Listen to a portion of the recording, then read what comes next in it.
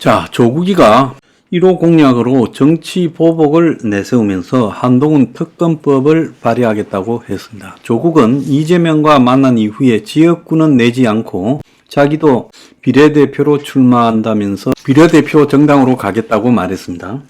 한동훈 딸의 논문 대필 의혹 등을 다루겠다. 이것은요, 지가 자녀 비리가 있으니까 한동훈 딸도 이 비리가 있다면 그건 퉁쳐도 되는 것 아니냐, 이러면서 여권의 도덕성을 자기하고 똑같은 수준으로 만들어서 자기가 지금 받고 있는 이 유죄를 무죄로 만들겠다고 합니다. 세상에 참으로 희한한 게 있죠. 한동훈 딸의 논문 대필이 만약에 사실이라면 한동훈도 문제고 조국도 문제지, 그럼 퉁쳐서 문제가 없다라고 될 수 있는 건 아니죠. 그래서 한동훈에 대한 평가도 국민이 하는 것이고 조국에 대한 평가도 국민이 하는 겁니다. 그런데 상대편 보서를 갖다가 똑같은 자녀 입시 비리를 확인해내면 자기 죄는 억울한 게 되고 무죄가 된다는 식으로 발상하는 것이 서울대 로스쿨 교수하고 청와대 민정수석 그리고 법무장관을 한 조국의 수준이에요. 그래서 개인적 복수를 위한 1호 입법까지 예고했다고 하고 있어요. 그래서 조국 혁신당이 내놓은 특검법은 윤 대통령하고 한동훈 비대위원장 둘이가 타켓이에요. 2020년 4월 총선을 앞두고 유시민, 최강욱 등 범여권 인사를 고발하도록 사주했다라는 고발 사주고, 자, 두 번째로는 윤석열 대통령이 검찰총장 재직 당시 정직 2개월 징계에 대한 지소 소송 항소심에서 법무부가 패소하고 상고 포기한 것이 직권 남용 및 직무유기라는 내용, 그리고 한동훈의 딸 대필 의혹 등을 다루겠다고 이야기를 하고 있습니다. 자, 조국당에 모여있는 영입인사 신장식, 황운하 등 모두 조국과 더불어서 피고인이거나 전과자인 당이에요. 그래서 조국당은 전과자들이 도망간 당이다고 그렇게 이야기까지 나오고 있어요. 자, 이 한동훈 딸의 문제는 서울대의 한 교수가 한동훈이 법무장관 임명될 때 그 장녀를 둘러싼 조국 나경원보다 10배 심각하다고 페이스북에 올렸던 이슈예요. 그러면서 한동훈 딸이 고등학교 1학년 때 논문을 7, 8편을 출판한 상황을 언급하며 여기에 대한 한동훈의 해명이 불성실하다고 지적했죠.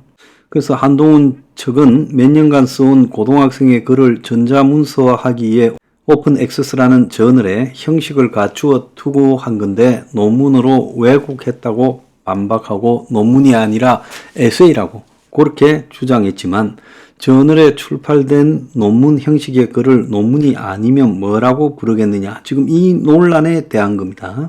그러면서 인공지능에 관한 논문, AI에 관한 논문을 고등학교 신분으로 연구를 할 수 있었겠느냐. 한동훈 측은 몇 년간 써온 글이라고 했지만은 중2 때부터 고1 때 쓴 글을 모았다라는 게 가능하냐라고 의혹을 제기했죠. 그런데 이 의혹에 대해서 경찰이 수사하고 8개월 지나서 불송치로 결정을 내렸어요. 미국 대에 출품한 앱 대리 제작을 했다라는 부분과 관련해서는 앱 제작 과정에서 MBC가 전문 개발자가 200만 원을 받고 도움을 줬다라는 의혹을 보도한 바 있는데, 한동훈 측은 이 딸이 아이디어 기획과 시장 조사만 담당했고 코딩 또는 프로그래밍에 관여한 적은 없다고 해명을 했죠. 자, 그래서 이 문제와 관련해서 미국 대측의 앱 원본 파일이나 대심사 관계 규정에 대한 자료를 요청했지만은 개인정보 보호를 이유로 제공을 거부해 확인을 할 수 없었다고 말하고 있습니다.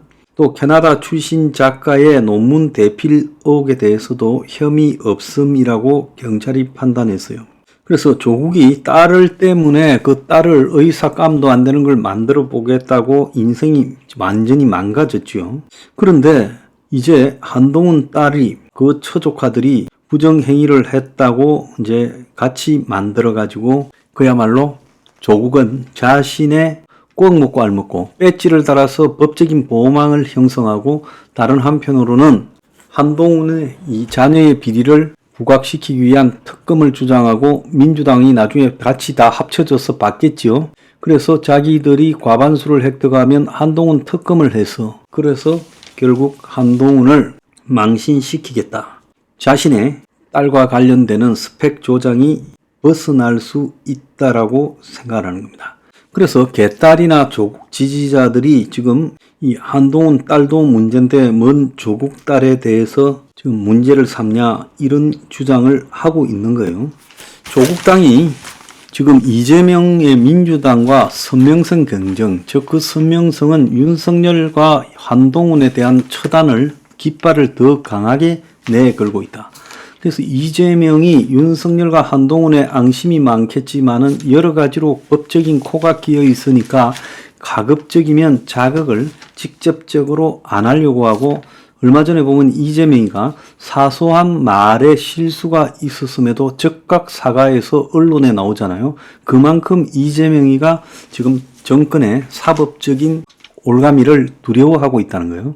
근데 반면에 조국은 2심까지 유죄로 확정되었으니까 국민들이 조국은 정치적으로 소수의 열광된 지지자만 있지 버렸다고 판단하는 사이에 조국이 지금 야권의 강성 지지자들을 향해서 더 강경한 발언을 하면서 윤석열과 한동훈을 처단하자. 그래서 윤석열과 한동훈이 자신을 유죄로 만들었고 자기 집안을 완전히 누더기로 만들었다. 정치적인 목적이다.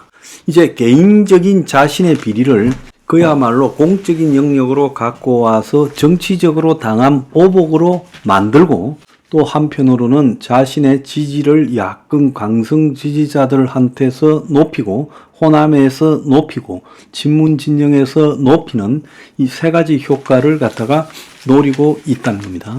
자, 그러니까 조국이 꿩 먹고 알 먹고 하겠다는 거예요. 자, 여기서 이제 가장 멍청한 사람은 누가 되느냐? 윤석열 대통령과 한동훈 비대위원장이에요. 정치 보복을 조국이 내걸고 그 정책 1호로 발표했습니다. 그러면 윤석열과 한동훈은 조국을 제거했어야죠. 힘이 있을 때. 근데 지금까지 조국을 선거도 출마를 못할 정도로 완벽하게 제거를 못하고 방심을 하다가 지금 조국한테 허가 찔렸고, 조국이 이재명도 하지 못하는, 지금 조국 입장에서는 2판 4판 아니겠습니까? 어차피 지금 2심까지 중력행위 확정되어서 구속될지 언제 구속될지 모르는데 2판 4판으로 이번에 총선에서 저렇게 나오는 거예요. 그래, 여차하면 내가 한 2년 깜빵 살지. 그런데 내가 가기 전에 너들부터 죽여놓으면 내가 깜빵 안 가는 수도 있고 내가 국회에 들어가서 대선 후보가 되면 사는 수도 있다. 지금 조국은 그 길로 가는 거예요. 그럼 여기서 제일 멍청한 사람은 정치 보복할 수 있을 때 안 하니까 이제 자신들이 잘못하면 조국한테 당하게 된 윤한둘이에요. 그래서 제가 전에 뭐라고 했습니까? 보복적 정의는 아름다운 것이다. 정치는 계속 보복적 정의를 하면서 그나마 나아지는 거다. 그런데 보복적 정의에 실패하면 그건 죽는다는 거예요. 윤한둘은 보복적 정의에 현재 실패하고 있어요. 이 둘이 앞으로 어떻게 될지 걱정입니다.